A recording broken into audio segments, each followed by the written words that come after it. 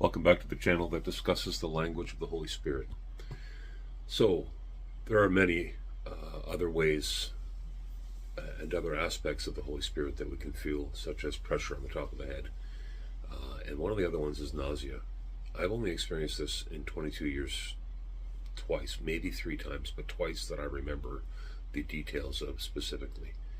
The very first time was when I first got woken up here, when I first got touched by God.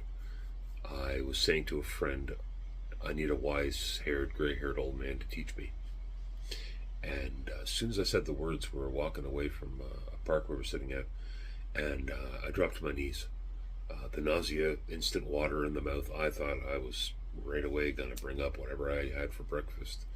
Nothing came, but I'll tell you, it shook me, and it came on so fast I didn't even have time to react, just to fall down on my knees.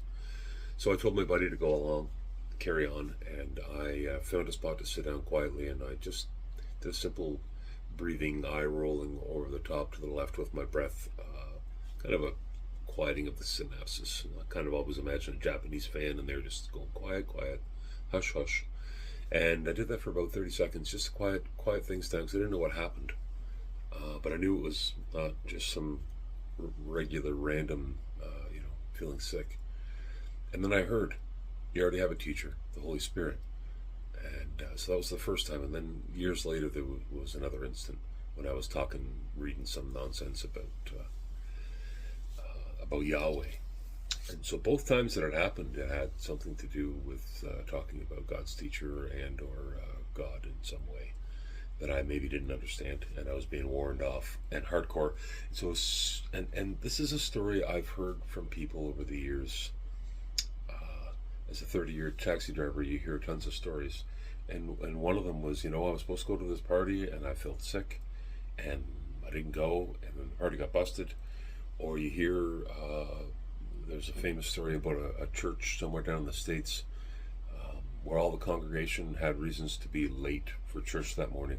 Something happened, alarm didn't go off, or something fouled their plan to get there on time, and the church blew up minutes before anybody got there. So it's amazing what God can do. That's one of the other physical aspects. And remember, the Holy Spirit is going to convict us of righteousness and sin.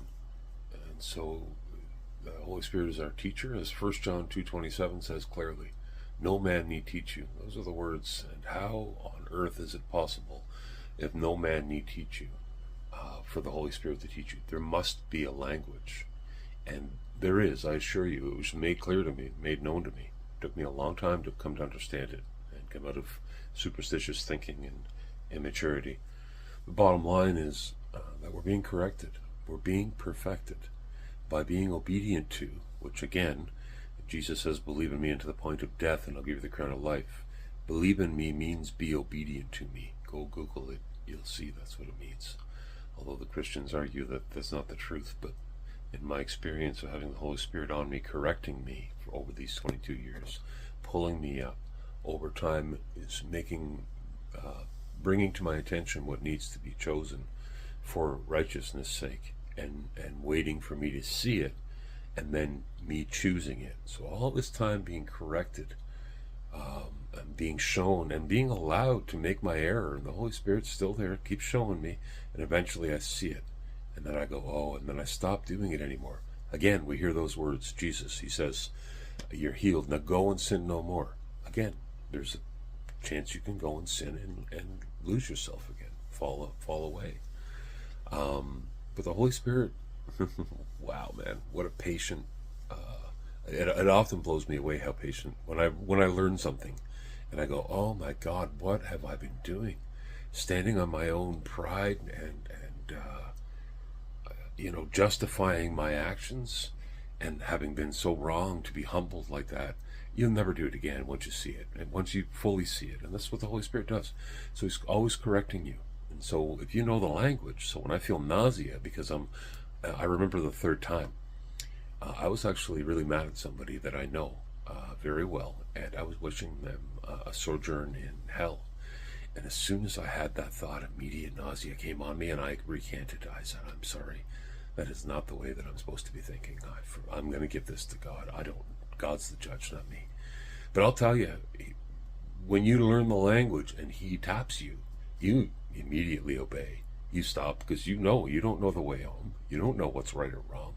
Jesus says it clearly when they say, you're good and faithful master. He doesn't rebuke them for calling him faithful.